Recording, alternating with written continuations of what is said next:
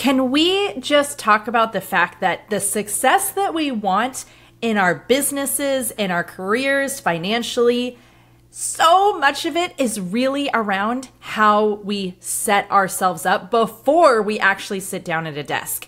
Today, I'm talking with my amazing friend, Rebecca Cafiero. Rebecca and I met a few months ago. We were both speaking at the same conference, and I just instantly knew I had to know her. We had to connect. We were just instantly like, yes. She is an amazing 7-figure entrepreneur who is killing it in her business. And both of us, our personalities, we love talking about business. I mean, it's our favorite thing to talk about. And yet, so fascinating is going to be how this conversation actually ends up taking this focus on how we set ourselves up to begin with before we ever sit down at the desk so that we can have the confidence we need to make the big moves, to have the trust in ourselves that what we're going after is going to work, can work, that when things don't work out, we can pick ourselves back up. You know, being a business owner, it is an emotional roller coaster. Let's just be so clear. There are highs and there are lows. And when we truly learn how to set ourselves up to be more effective, to feel more powerful, to have more confidence, then we're going to get out of the lows faster. We're going to stay in the highs longer, and we're going to create more of them because we're in a place that is ready to do it. So without anything else, let's jump in and listen to this conversation. Rebecca, thank you so much for being on the Balancing Busy podcast. I'm so excited for us to have this conversation today. I am so excited to be here. From the moment I sat next to you in your adorable eyelet dress, I was like, oh, I have a new bestie. And I didn't even know when I was going to see you speak like 30 minutes later. I felt the same way. I was like, oh, we are meant to be. I was so excited. Okay, so we have very similar personalities, and I want to just jump right in because a lot of women can relate to this. We are both go-getters. We are fiery. We are determined. We have a tendency to say yes to way too many things. You know, we have this attitude of like, oh yeah, you said I can't? You just watch and see, right? So in thinking about this, our personalities are almost non-congruent with being balanced, with sitting still. So how do you find that ability to keep the balance when so much of who you are is like, what else can we do? Oh my goodness. I love this question. So a couple things come up. Number one is what is our kryptonite is also our superpower. And I think the reason that we, you and I, again, even though that we just met a couple of months ago, why we both have like pursued this ongoing mission of like, how can I be more impactful, more productive, like more present, is because it is so challenging for us. But we also are wired in a way that's like, we love a challenge. So we are, and I don't know about you, but I feel like I'm my own like best personal improvement project, like personal development to me. Like people are like, space is infinite. I'm like, I'm infinite, like delving into myself, like understanding myself better. And the thing about balance is that I always say, whenever you feel like you've got it figured out, especially raising children, things are about to change. Oh, it's so true. It's like, if you feel like things are going good, watch out, mama, because something is about to rock. So, I agree with that. Okay, so this idea of I'm infinite, I feel very much that way as well, where I just have this belief that I can do anything, right? Like, I'm like, why not? Why not me? And it wasn't always like that. And there are moments when it's not like that, because just like everybody else, there are moments when you think something is going to work, it's going to go amazing, and it just doesn't. And you're left going, what in the heck happened? Tell me how you pick yourself up from those times. Tell me what it feels like for you when those times happen, like what the reality is, because I do have the moments where I feel the same way, like I am infinite. And I also have the moments where I'm like, I suck. And so I want everyone to know that and kind of see what that looks like and manifests as? I think it's important to, I mean, I want to use the word cycle, especially we're women, right? We have hormonal cycles, we have like literal cycles, we have cycles in our not only in our physical bodies and our emotional selves. And so these cycles are very normal. And I can tell you, I mean, this is, we're sitting here, it's middle of July. In March, I had 2 months that were unbelievably challenging. From health, I got sick, I got mono, pneumonia, strep throat. But even before that, I was like, who am I? Like I was going through this kind of identity crisis while things looked really good from the outside. And it was one of those points, and I've experienced this in different ways many times, where I'm like, have I peaked? Like, is the best behind me? And that is usually a time that there's a shift, there's an evolution that's about to happen. Mm-hmm. And what it was for me is the end of 2022, I had committed to creating more sustainability in my life, more spaciousness, which as a Enneagram 7, as a generator, as someone who loves to say yes, I'm really good at packing in more than most people can, like in a year, like 10 years yes. and stuff. Like, how are you doing this? Do you sleep? And, and I said, I think you have the same short sleep gene I do. And I'm like, I don't sleep as much as most people.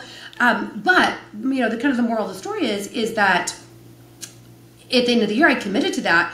And January and February, I was doing all of this work, but I wasn't seeing the results yet. And by March, someone that likes to get fast results, like most people, I'm like, I've, spent tens of thousands of dollars. I'm like 90 days in and I am still overwhelmed. I had an employee that left as well. And so I was kind of like doing 2 jobs at once.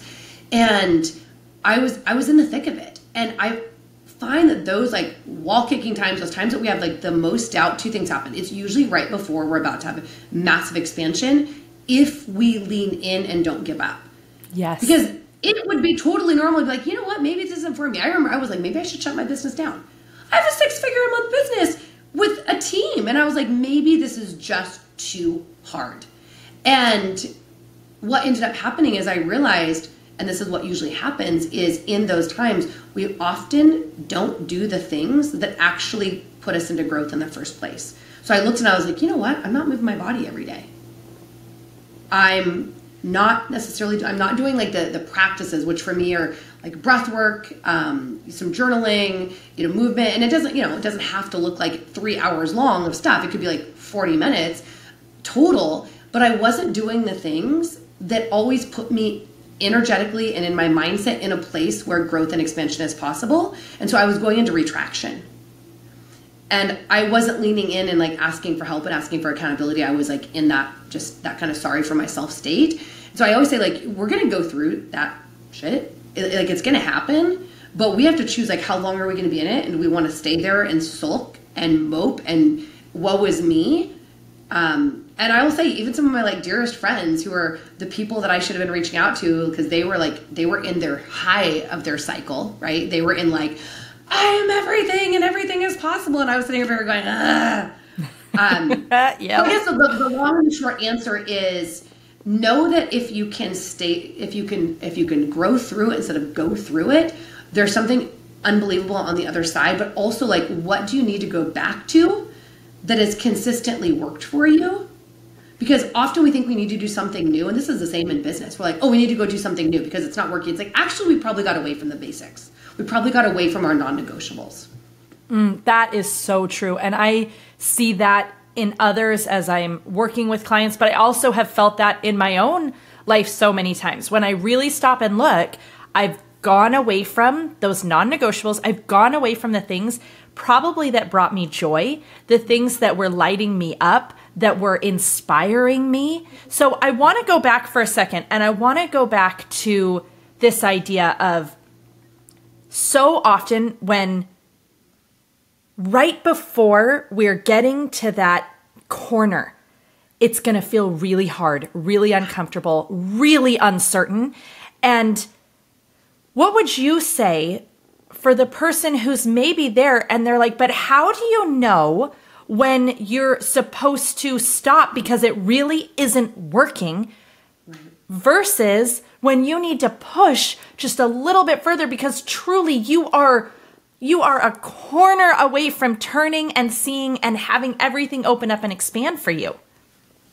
So I think that one is you're not going to solve the problem with the same brain that got you into it or the same mindset. So you need to like step outside of yourself, which can be very challenging to do, especially if you don't have a habit of it. And really, I think that's stepping into like intuition. So for me, when I'm feeling, what we're describing is massive overwhelm, right? Yeah. So you could have like small overwhelm on a daily basis because just stuff goes wrong, or you can have massive overwhelm when you're in a situation that you feel defeated. Yeah. And so I'll just say like it's the same antidote. It's just the bigger dose depending on the bigger problem.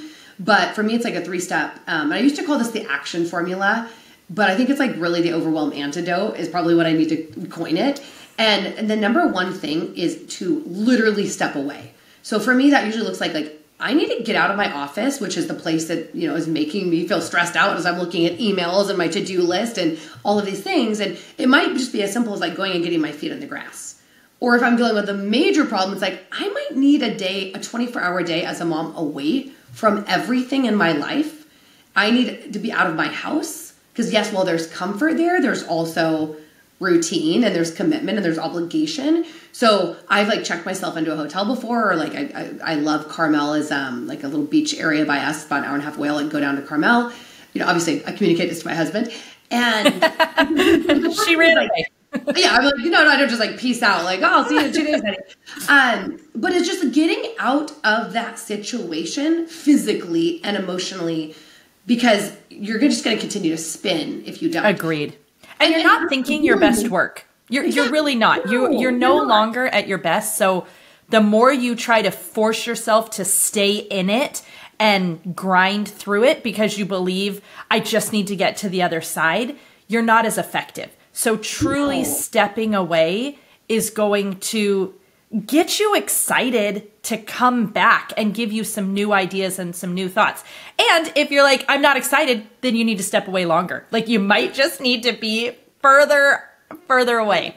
It's the reason we're creative. Like I just got back from vacation. It's the reason we're creative on vacation, right? Yes. It's because we're out of our normal routine. We're out of our normal situation. The other thing I'd say is like in that first part is stepping away into nature is always going to be more helpful. And, you know, whether that's a hike or a walk or whatever that is. So that's number one. Number two is, and this just works for me because usually overwhelm is because I feel like there's a million things that I feel like I'm juggling a million balls and I'm dropping things. Mm-hmm. So yep. I just like to do a brain dump, like get it all out of my head, close all the browsers, get it onto a piece of paper. And then what I do is I look at like, all right, I thought I had 5,000 things going on. There's actually 50. And 20 of those are related to the same project or the same problem. And so when you start to kind of clump them into categories, you can start seeing like, actually, this isn't 50 things. There's like 5 things that are really bothering right now. And then the third thing is like, what is the one area or the one thing that is causing the most overwhelm? Or what if I finish it will bring me the most relief or joy? Because typically there's something we're procrastinating on that needs to just get taken care of. Because even if we're still in productivity, if that thing is weighing on us, it is like draining us of our energy. It is draining us of our joy. It could be the difficult conversation. It could be the letting someone go, like whatever that is, right? So that's the 3 things. That's, you know, getting out of the situation, getting into nature, doing a brain dump so you can really see like what is actually true here. And then number 3 is like picking and committing to the one thing that is going to actually get you out of the situation. I love that. And I agree completely. We have an episode, I think it's episode 41, how to do a brain dump when your brain is at capacity. And I talk through how I use the brain dump coupled with the Eisenhower matrix to really help me see where I actually should focus and what's actually going to get me that, what you were saying is that third thing, right? What is the big thing that's actually going to bring relief? And then once we, yes, I know. Isn't that, I was thinking the same thing. Eat the frog. Once we tackle that weight that's sitting on us is often so relieved. And I frequently with this, I'm looking for what's overwhelming me, but sometimes I'm also connecting and recognizing where am I feeling guilt. And I don't look at guilt as a bad thing. I look at guilt as a compass. Often guilt is helping me course correct. It's helping me recognize I am doing something. Something in my actions is not in alignment with who I really am and how I really see myself. And so, maybe all of this overwhelm is also because I'm worried about a lot of work stuff, but I'm also thinking about something at home. Maybe it's, and I have no idea what's for dinner and I haven't grocery shopped and I haven't. And so recognizing, being able to, first, I will often ask myself, what is the simplest way to accomplish this? When we're in overwhelm, adding 500 extra steps is never going to serve us. So I look for, what is the simplest, fastest way I can accomplish this? And so as I'm looking at all the things, and maybe I'm recognizing that we haven't been having dinner as a family and I'm stressed about that, I have no plan for tonight as well. And so I look at that and I'm like, okay, run to Instacart, get on Costco, pre-made dinners. We're going to be having, those kits that they have. There we go. Next 3 nights taken care of her. Whatever it might look like, where we can find that way to simplify and get ease. So what do you need to do to create space? Oh, yes, absolutely. So as we're looking at trying to spend more time in those feelings of, I can do it, I am capable, and less time in those feelings of doubt and fear and insecurity, what are your biggest things that you do that bring you into feeling that sense of empowerment? So I think when we're in that overwhelm, doing that first thing we talked about, that thing that's going to move us forward, that creates momentum. Yes. So sometimes there are times, I look back to like when I was a kid and, I like to keep my room clean, but occasionally if I didn't take care of things, like it would pile up. Like sometimes we need to do a cleanup. We need to do a cleanup. Yeah. And that's going to be just like digging in, like getting stuff taken care of. And then what I like to do, so a couple of things to like stay in that positive place is, well, actually there's 2 that I could really think of, is number 1 is like rebuilding the confidence in yourself. And it's actually self-trust, right? Because usually when we're overwhelmed, we have lost trust in ourselves. Either we haven't kept our word to ourselves, and sometimes the word isn't like, oh, I've let other people down. It might be I let myself down. I didn't prioritize myself or whatever it is. So what can I do, like you said, that's small to reprioritize that, to start to shift that mindset of who I am. I was really off, like I said, my workout schedule for long enough that it started to change my identity. Like maybe I'm not a person that moves daily. And then the starting is challenging. And so I was like, you know what can I do? Like, it doesn't have to be perfect. So I had downloaded the Sweat app. It's like an old school, like the BBG app. And while I was on vacation, I just was like, I'm going to commit every day to do this. Ideally, like before I have gelato. And today I think today was my 12th or 13th day in a row. And some days are recovery and stretching. But I was like, what do I need to do to like just rebuild that promise to myself so that I believe in myself? And it doesn't have to be related to the area you're struggling, because you can leverage I agree. And I think that's important to notice, right? I think a lot of times the area we're struggling is where we keep focusing, but we can start building up strength within us around almost fortifying ourselves with other things, right? Oh, I am a person who serves others, who works out, who pays attention to what I'm grateful for, who whatever it is, but these other things. And I don't think we can underestimate the power of personal development in the form of getting into a great podcast episode, getting into a great book, or a great YouTube video that fires you up, that gets you feeling like, oh yeah, there is goodness, there is potential, there is power, and I can harness that. I am powerful myself. So I think those can be really helpful too. Well, look at what you're consuming in every way. And so again, I just got back from vacation on Saturday night. And so I was like, okay, how do I feel so good about my week knowing I'm going to be going into like a ton of emails? Right. I'm going to feel behind, right? I'm going to feel behind. And I know that's going to happen. So what can I do? And I was like, all right, well, the first thing is deleting Netflix and Amazon Prime off of my phone. So I'm not, because, at vacation, I'm like, I can watch something in bed at night. Like, I don't care about my good habits as much. It's like, okay, like let's make sure that we're doing the positive thing. Let's wake up and listen to the podcast or the audiobook. Let's whatever I need that is going to support me feeling the way that I want to feel. And it's usually if we ask ourselves that instead of saying what is good or bad, because I know like I will rebel against what I feel obligated to do. But if I say, what would support how I want to feel tomorrow? What does that look like? It comes from a personally bossy or judgmental place. It's more of like, how do I set myself up for success? The other thing, and this has been something that I just have really started to adopt in the last couple of months, when I started to understand my human design, is not agreeing to things that involve time or money for 24 hours. Because as a generator, as someone that I'm like, no, I intuitively, I want to do it. Well, yeah, I'm a 7. I need ultimate, I need ultimate freedom. I need ultimate possibility. But I often create the overwhelm because I've said yes to everything. And that doesn't always work for me. That doesn't work for my family. So about 60 days ago, I adopted this new rule where if it's anything that involves an hour or more of time, really any time, or $500 or more, I will just say, let me get back to you on that. Let me get back to you. And that has created so much spaciousness because it gives me the time to create, it gives me the discernment to decide, is this really for me? Or am I doing this because I call it like my absolute heck no reasons, which are, it's a good idea because I can or because I should.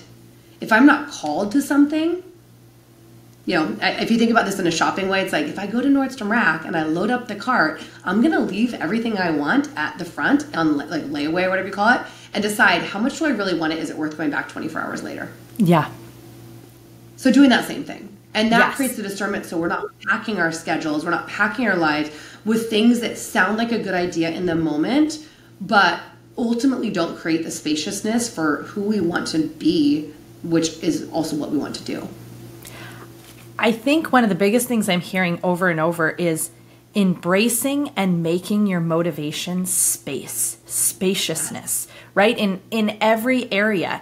And when we make our motivation spaciousness, then whether it's a people pleaser tendency or it is a fear of missing out or it is whatever it is that might get us into trouble, we're going to be able to better be equipped to check in with ourselves and say, wait, but is this going to create more spaciousness in my life? And really balance, we're all going to always be busy, right? Like there are a lot of things in our lives. So there's not too often that we don't feel really busy. But what we're wanting is more spaciousness, more white space between the things, between all those balls that we're juggling or hats that we're wearing. And so I just love this idea of like, embrace white space, embrace the spaciousness, embrace giving yourself permission.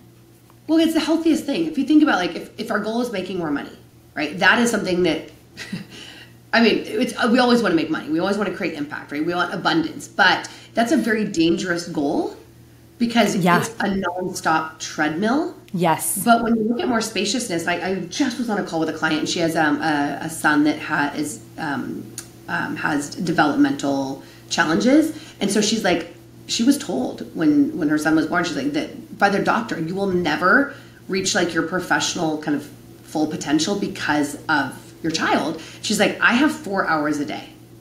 That is my time. She can't outwork her problems. So she's like, how can I create so much discernment, so much spaciousness that I can have my time, have my work time, and be able to support my son? And I think especially moms, like we can all understand, even with, totally. There's never enough of us to go around. There's never enough of us. So if we look at how can I create more spaciousness for myself, the people that actually need me, not where I produce a need of me, which that is a total difference because it's really easy to create need, to produce need, and to actually deprioritize the people and things that truly need us the most. Yes. So good. This conversation has been so amazing. Oh, I love you. Thank you so much for being, of course, for being on the podcast and with me. I'm so excited for this to get shared. Any last thoughts that you would want to leave and tell everybody how they can connect with you? Yes. I think just giving yourself permission that you're an evolving human being, right? And that the more that we are open and welcome evolution, and yes, I mean, going back to like what works, but that is going to change. I think that's so important is like, how am I evolving? Who do I want to become? And I love the fact that like we've been talking for 30 minutes. We haven't talked about business, which I'm obsessed with. We haven't talked about visibility. We both are. But you know, like this morning when I got up and did my workout and listened to my podcast and did breath work in the sauna and all of those things, I do all of those things before I get into my business, because whatever your priorities are, yes, you being right with you in whatever that looks like, having that time to feel spaciousness, to feel inspired, motivated, whatever those things are that you desire to feel and live before you get into the do, because the do will never go away. Right? Like, but when we focus on how can we be more of who we want to be, that solves the problems before we even create them. And how you can find me, I mean, social media, Rebecca Cafiero. And then, you know, for those of you out there that are business owners or, you know, I mean, female CEOs, I have, which we didn't even talk about PR, but I have some pitch templates. If you have a mission and you want to get more visibility to that mission, to be able to share your message. I mean, like you do on every single podcast episode, you know, share value. I've got some great pitch templates for podcast, and I'm about to launch season 5 of my podcast, which you were going to be on. But yeah, download the pitch templates at Rebecca Cafiero. And it also, if you want to speak or you want to just get more visibility. And I think everyone deserves the visibility of putting the megaphone or the microphone to their message and, you know, putting a spotlight on their brilliance. Agreed. And it's her templates she's talking about are amazing. We'll make sure we have them in the show notes so that you can click over and peek at everything, because it's so good. Oh, Rebecca, thank you so much. Thank you.